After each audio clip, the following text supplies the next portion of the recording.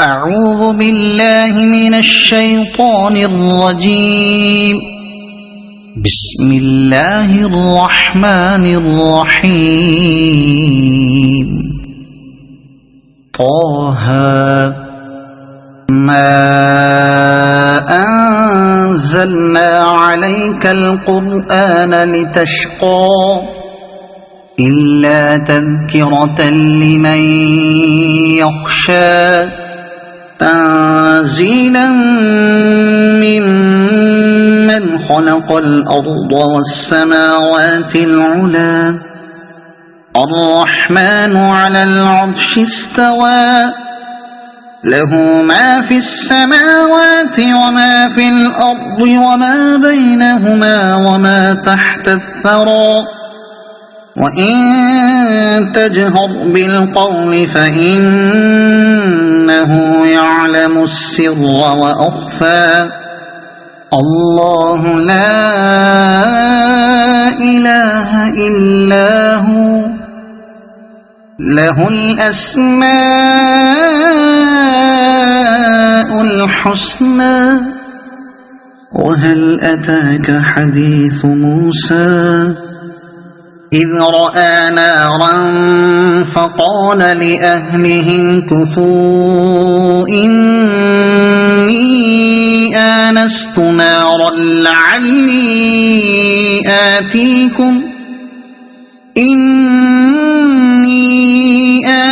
نارا لعلي آتيكم منها بقبس أو أجد على النار هدى فلما أتاها نودي يا موسى إني أنا ربك فاخلع نعليك إنك بالوادي المقدس طوى وأنا اخترتك فاستمع لما يوحى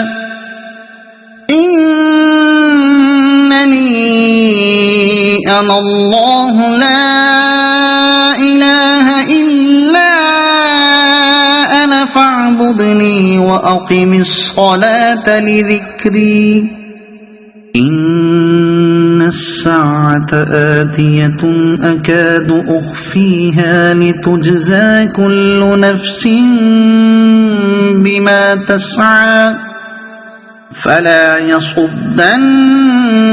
عنها من لا يؤمن بها واتبع هواه فتردى وما تلك بيمينك يا موسى قال هي عصاي أتوكأ عليها وأهش بها على غنمي ولي فيها مآرب أخرى قال ألقها يا موسى فألقاها فإذا هي حية تسعى قال خذها ولا تخف سنعيدها سيرتها الأولى واضمم يدك إلى جناحك تخرج بيضاء من غير سوء آية أخرى لنريك من آياتنا الكبرى اذهب إلى فرعون إنه طغى قال رب اشرح لي صدري ويسر لي أمري واحلل عقدة من لساني يفقه قولي واجعل لي وزيرا من أهلي هارون أخي أشدد به أزري وأشركه في أمري كي نسبحك كثيرا ونذكرك كثيرا إنك كنت بنا بصيرا قال قد أوتيت سؤلك يا موسى ولقد مننا عليك مرة أخرى إذ أوحينا إلى أمك ما يوحى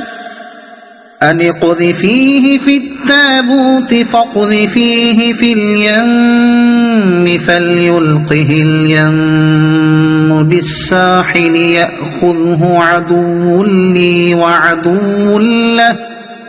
وألقيت عليك محبة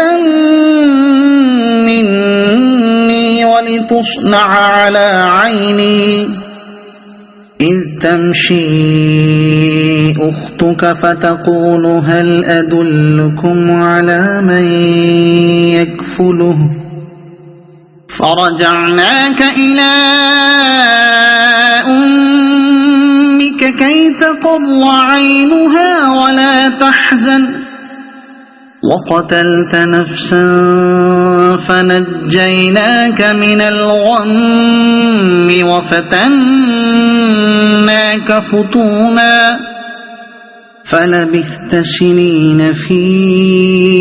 أهل مدين ثم جئت على قدري يا موسى واصطنعتك لنفسي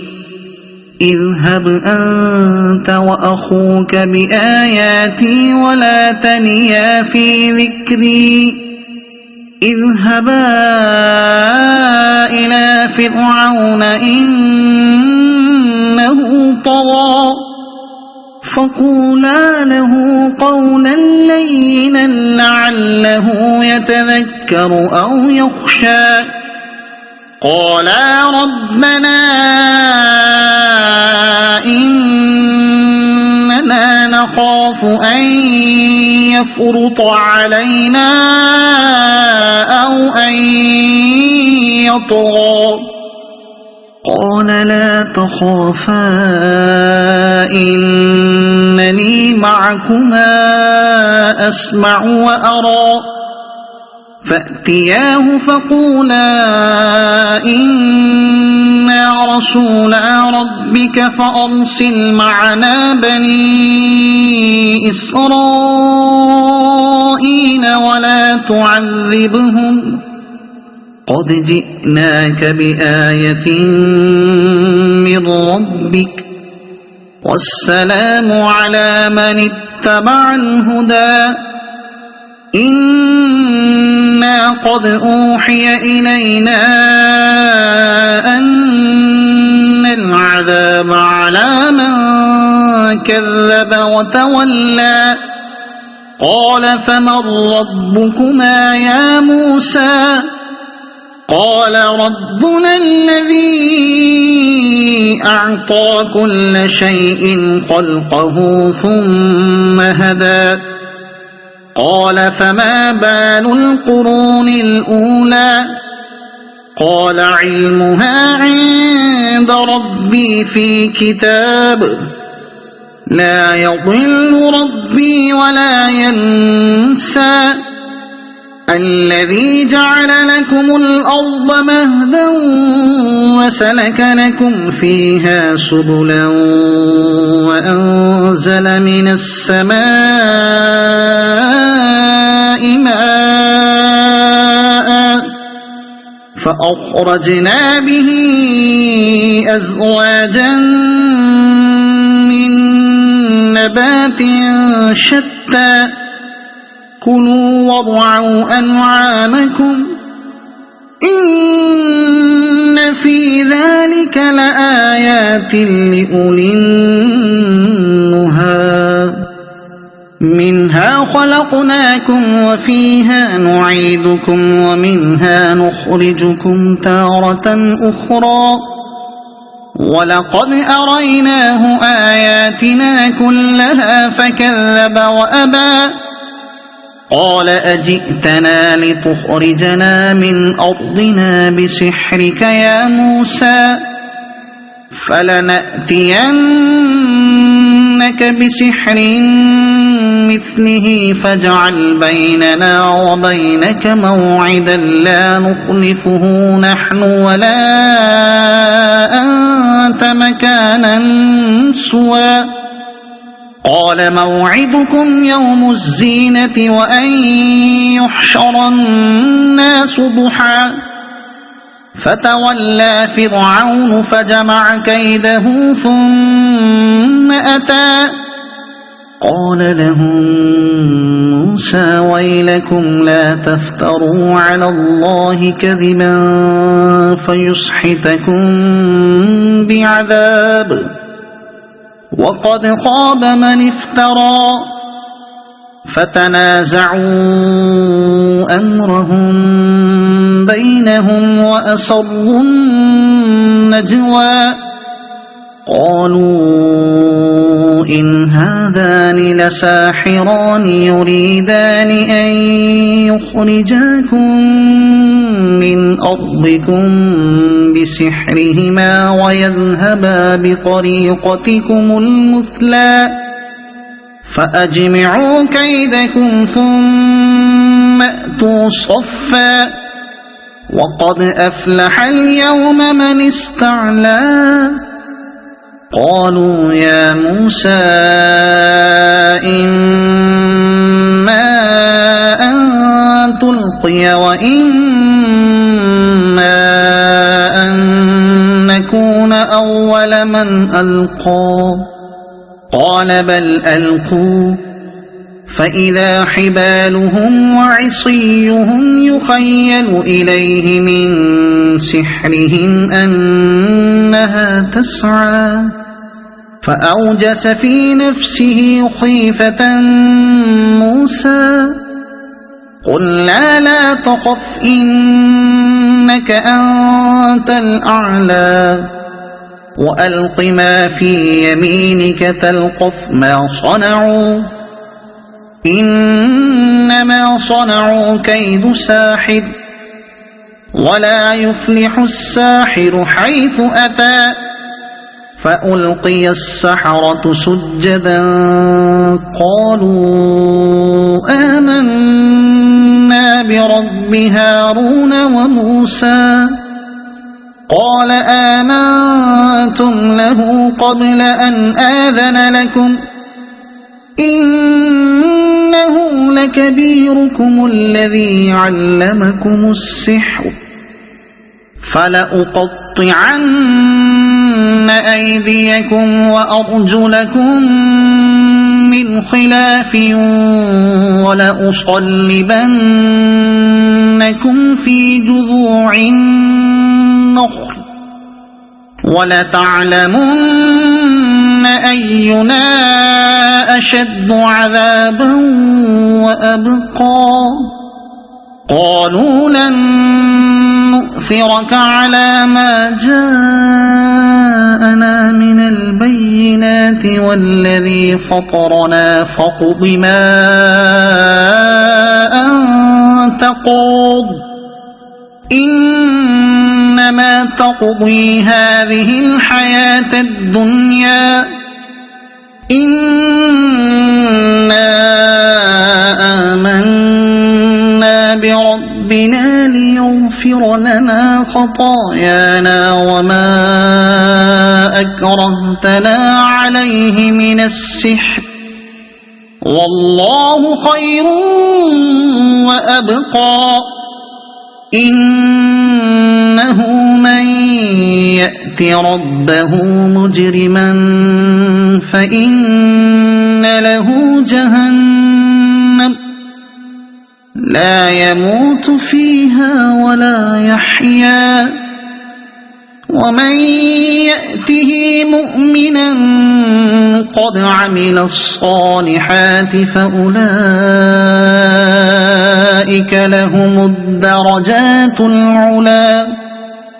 جنات عدن تجري من تحتها الأنهار خالدين فيها وذلك جزاء من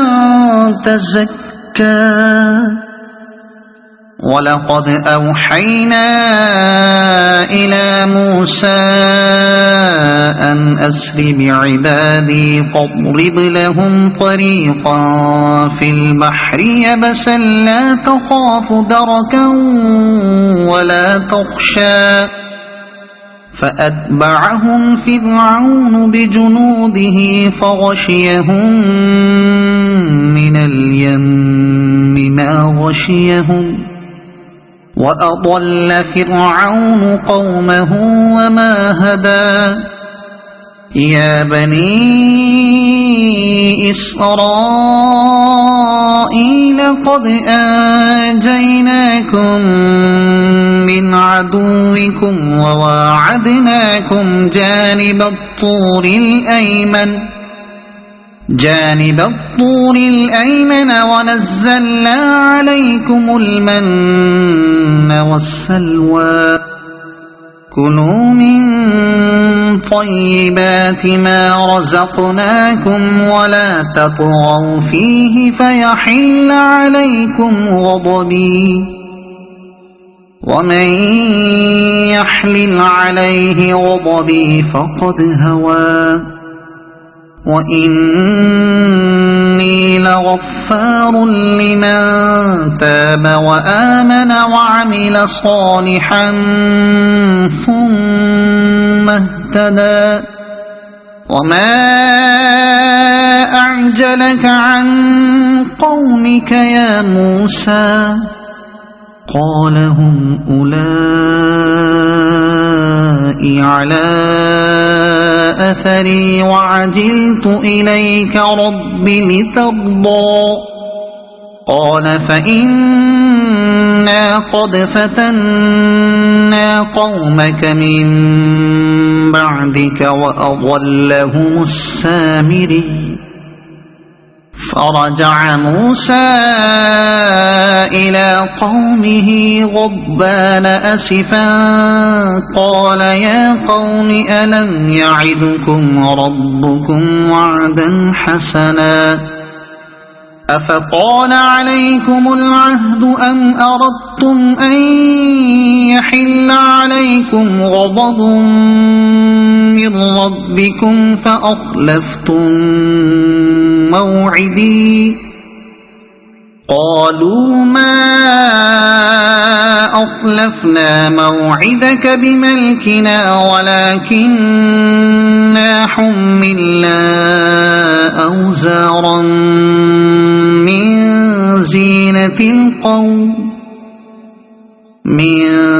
زينة القوم فقذفناها فكذلك ألقى السامري فأخرج لهم عجلا جسدا له خوار فقالوا هذا إلهكم وإله موسى فنسي أفلا يرون ألا يرجع إليهم قولا ولا يملك لهم ضرا ولا نفعا ولقد قال لهم هارون من قبل يا قوم إنما فتنتم به وإن ربكم الرحمن فاتبعوني وأطيعوا أمري قالوا لن نبرح عليه عاكفين حتى يرجع إلينا موسى قال يا هارون ما منعك إذ رأيتهم ضلوا ألا تتبعن أفعصيت أمري قال يا ابن أم لا تأخذ بلحيتي ولا برأسي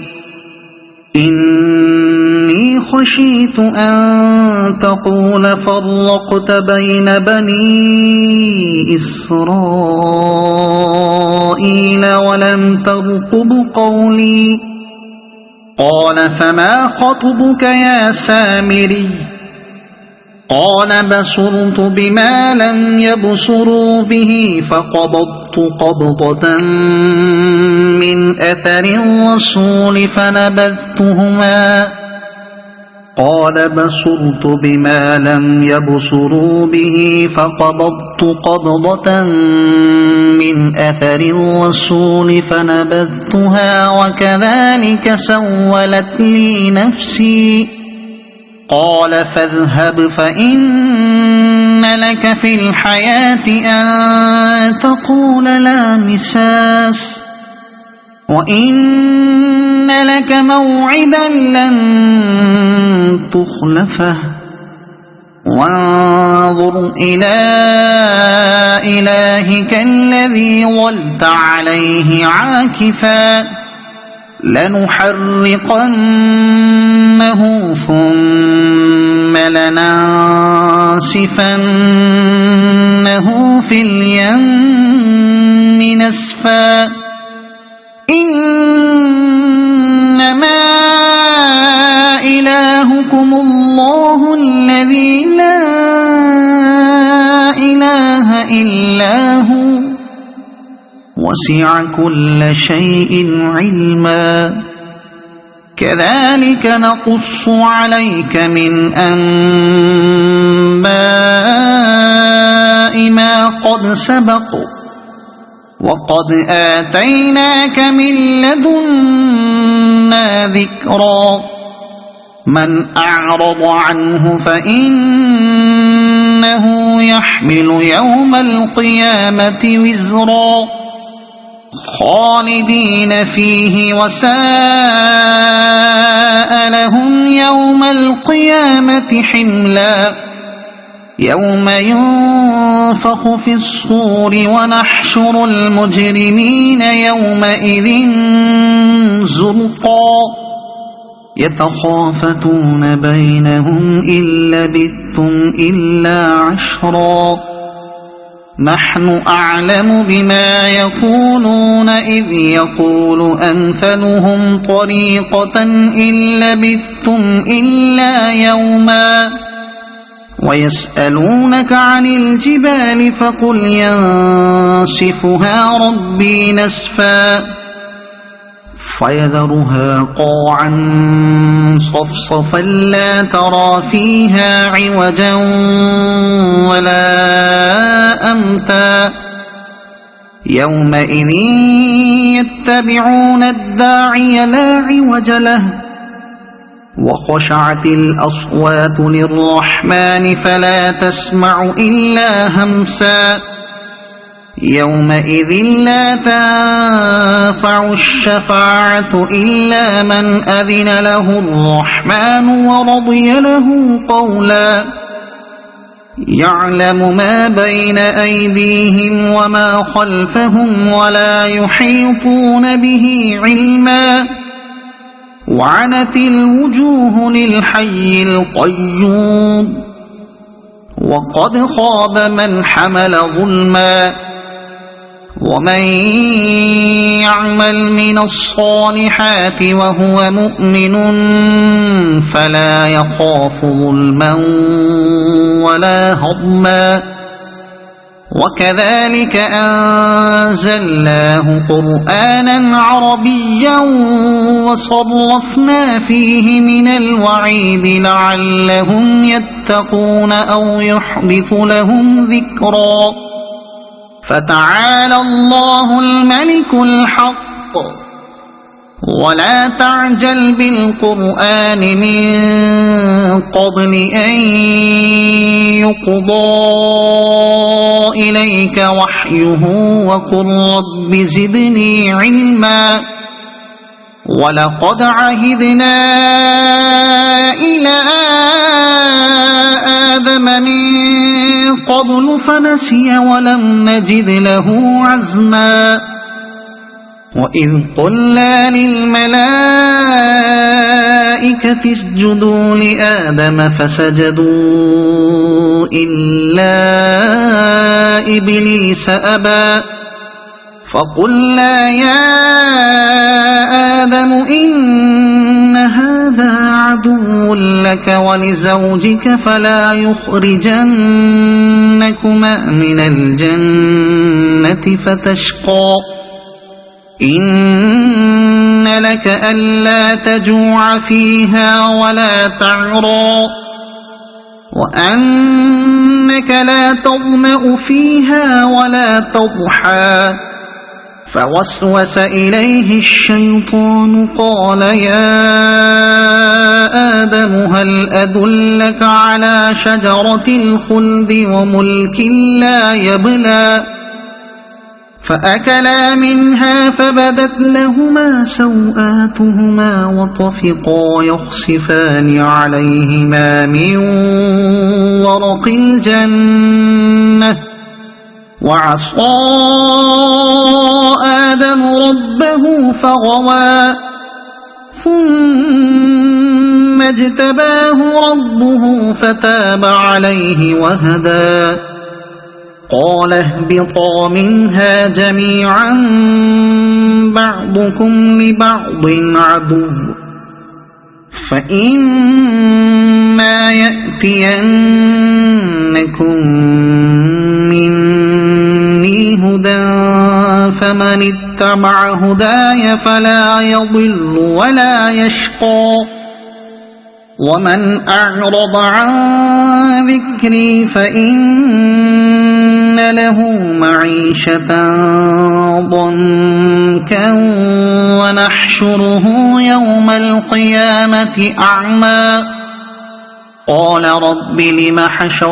حشرتني أعمى وقد كنت بصيرا قال كذلك أتتك آياتنا فنسيتها وكذلك اليوم تنسى وكذلك نجزي من أسرف ولم يؤمن بآيات ربه ولعذاب الآخرة أشد وأبقى أفلم يهد لهم كم أهلكنا قبلهم من القرون يمشون في مساكنهم إن في ذلك لآيات لأولي النهى ولولا كلمة سبقت من ربك لكان لزاما وأجل مسمى فاصبر على ما يقولون وسبح بحمد ربك قبل طلوع الشمس وقبل غروبها ومن آناء الليل فسبح وأطراف النهار لعلك ترضى ولا تمدن عينيك إلى ما متعنا به أزواجا منهم زهرة الحياة الدنيا لنفتنهم فيه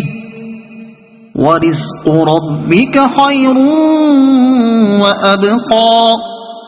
وأمر أهلك بالصلاة واصطبر عليها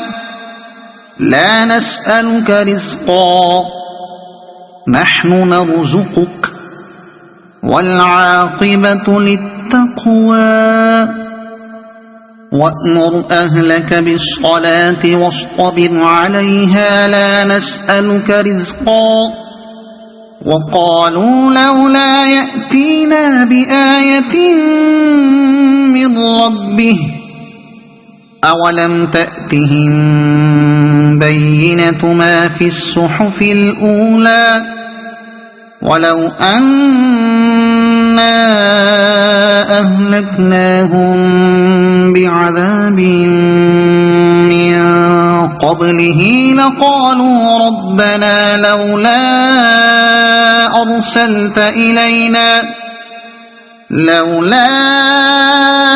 أرسلت إلينا رسولا